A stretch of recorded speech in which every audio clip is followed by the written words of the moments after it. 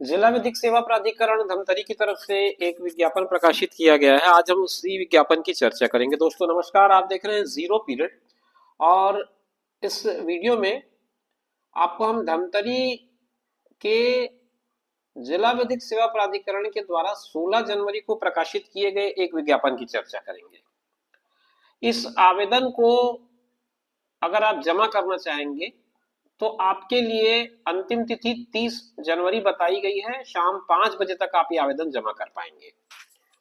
जिला विधिक सेवा प्राधिकरण धमतरी के अंतर्गत संविदात्मक नियुक्ति है ये, और इस नियुक्ति में आपको जिन पदों पर आवेदन मंगाए गए हैं उन पदों का जिक्र हम करेंगे।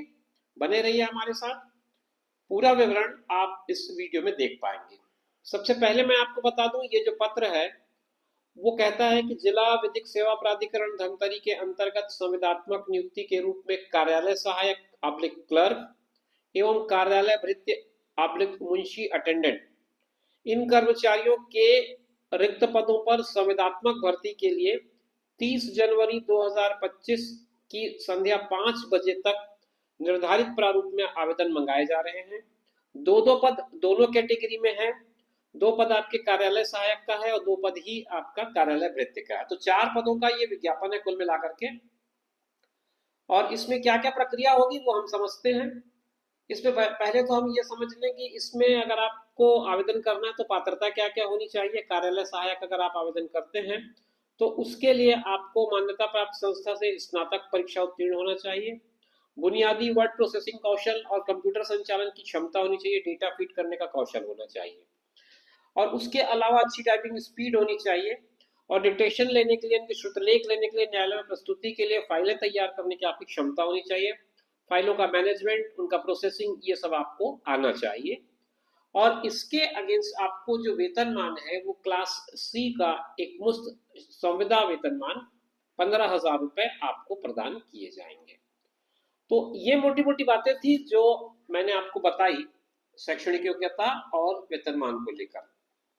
कार्यालय भृत्य का जो मामला है उसमें 9,000 रुपए प्रति माह आपको संविदा वेतन मिलना है, जबकि इसमें 8वीं कक्षा उत्तीर्ण मांगा गया है, न्यूनतम जो क्वालिफिकेशन है। और साथ में लिखा है कि सेवा कार्य के लिए तत्पर होना चाहिए और अगर आपके पास कोई अनुभव है तो उसका प्रमाण पत्र आप संलग्न करें।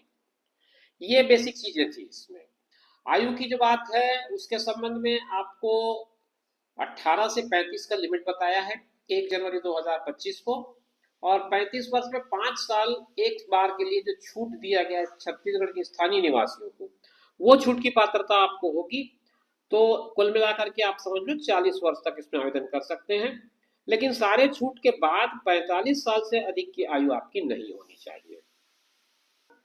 इतना सब जान लेने के बाद आपके मन में जिज्ञासा होगी कि आवेदन हम कैसे भेजेंगे। तो आवेदन प्रस्तुत करने की प्रक्रिया मैं आपको बता दूं। विज्ञापन के साथ संलग्न प्रारूप में एक आवेदन पत्र का फॉर्मेट है। वो फॉर्मेट मैं आपको डिस्क्रिप्शन बॉक्स में एक लिंक है उसके थ्रू अवेलेबल करा देता हूँ, आप वहां से जाकर के उसे डाउनलोड कर लें। इसके अलावा डिस्ट्रिक्ट कोर्ट के वेबसाइट पर भी उपलब्ध है। उसमें मोटे अक्षरों में आप इस बात का उल्लेख करें कि आप किस पद के लिए आवेदन कर रहे हैं। और ये जो पता आपको बताया जा रहा है, कार्यालय जिला न्यायाधीश अध्यक्ष जिला विधिक सेवा प्राधिकरण धमतरी, पिन कोड 493773, इस पर आपको दिनांक 30/1/2025 की संध्या 5 बजे तक कार्यालय में रखे ड्रॉप बॉक्स में प्राप्त किए जाएंगे। तो देखिए, थोड़ा सा इस बात को नोट करें। ड्रॉप बॉक्स वर्ड जो है वो बहुत इंपॉर्टेंट है। आपको ड्रॉप बॉक्स में ही अपना एप्लीकेशन सबमिट करना है और कोई दूसरा माध्यम इन्होंने अभी तक इस जो नोटिफिकेशन है उसमें नहीं बताया है। तो हम ये मान के चल रहे हैं कि जो मीडियम है एप्लीकेशन सबमिट करने का वो ड्रॉप बॉक्स ही है।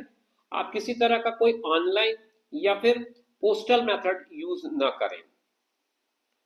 जन्म तिथि का, शैक्षणिक योग्यता का, जाति का, स्थायी निवास का, रोजगार कार्यालय का, ये सारे पंजीयन प्रमाण पत्र जो हैं वो आप सेल्फ अटेस्टेड करें और उसको अटेस्टेड कॉपी को आप अपने एप्लीकेशन के साथ अटैच कर दें।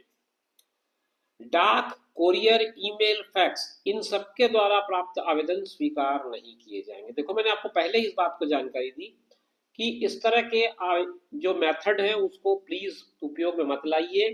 आपको केवल ड्रॉप बॉक्स पे ही आवेदन को जमा करना है। विज्ञापन का विस्तृत अवलोकन ये जो वेबसाइट उन्होंने बताया है, इस वेबसाइट पर भी जाकर के आप कर सकते हैं।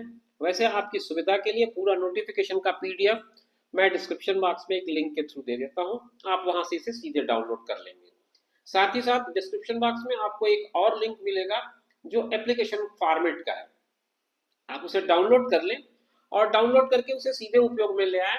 एक प्रिंट आउट लेकर के उसमें अपनी सारी डिटेल्स भर दें, साथ में अटैच कर दें अपने सारे डॉक्यूमेंट्स और उसे एज इट इज एक लिफाफे में भर करके जमा कर दें ड्रॉप बॉक्स में। आवेदक आवेदन पत्र के साथ अपनी सेल्फ अटेस्टेड फोटो लगाएं, पासपोर्ट साइज का जो कलर्ड हो और लेटेस्ट हो।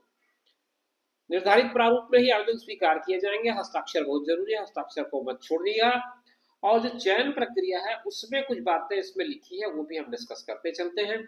पहला चरण जो होगा उसमें स्नातक के जो प्राप्तांक होंगे उसके आधार पर एक मेरिट लिस्ट बनेगी, जिसमें एक पद के लिए 20 गुना 1:20 का अनुपात रहेगा। चयन प्रक्रिया के अगले चरण के लिए उनको बुलाया जाएगा। अगर स्नातक में अंक एक समान हो तो जन्म तिथि के आधार पर वरीयता तय की जाएगी। तो ये तो होगा पहले चरण की बात। अब जो दूसरा चरण होगा वो स्किल टेस्ट का होगा, कौशल परीक्षा का होगा। इस स्किल टेस्ट में क्या होगा, कार्यालय सहायक अपने क्लर्क के लिए आपको 25 शब्द प्रति मिनट की गति से 10 मिनट का एक डिक्टेशन दिया जाएगा। ये परीक्षा 250 अंकों की होगी, 250 अंकों की। इसमें Ubuntu open source operating system के लिब्रे ऑफिस में टाइप करना है। हर गलती के लिए 1/5 मार्क्स काटा जाएगा।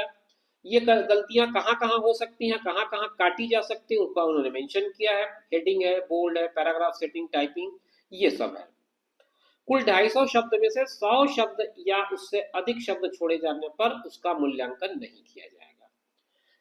फिर क्या होगा, कौशल परीक्षा के जो अंक होंगे उसके आधार पर एक सूची तैयार की जाएगी और अभ्यर्थी वरीयता सूची में समान अंक हो तो जन्म तिथि को आधार माना जाएगा।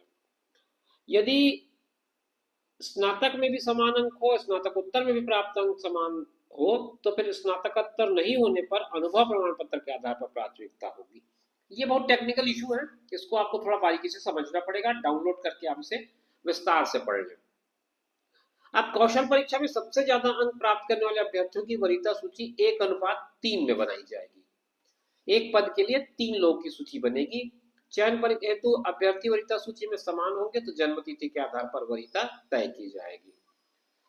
ये बात हो गई ऑफिस असिस्टेंट की। अब हम बात करते हैं कार्यालय भृत्य मुंशी अटेंडेंट की। इसमें रिक्त पदों के 20 गुना अभ्यर्थियों को 8वीं के मार्क्स के बेसिस पे एक वरीयता सूची बना करके बुलवाया जाएगा।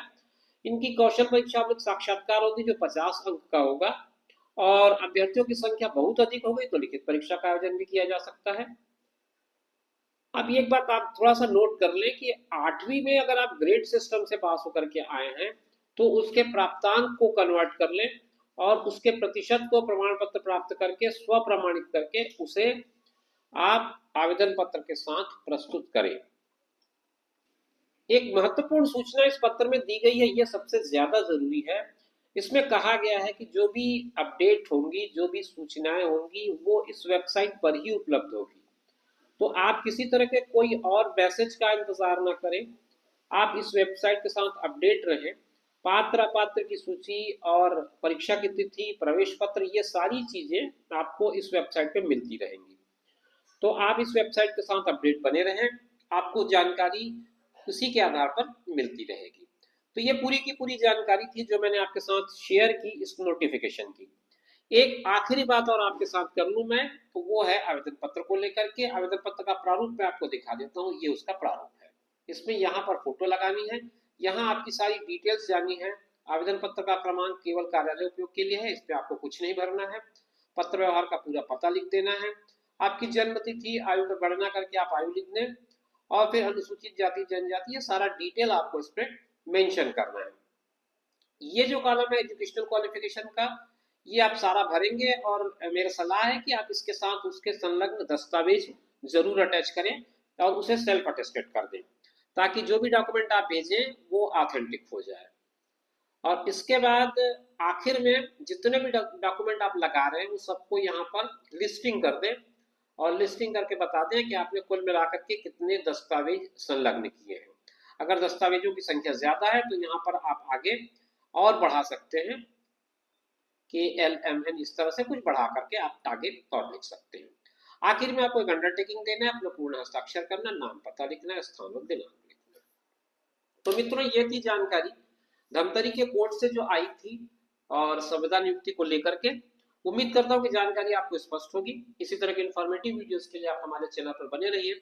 हम फिर आपसे मुलाकात करेंगे एक नए वीडियो में नई जानकारी के साथ। तब तक के लिए कीजिए इंतजार। अपना ख्याल रखें, साथ में उनका ख्याल रखें जो आपका ख्याल रखते हैं। नमस्कार।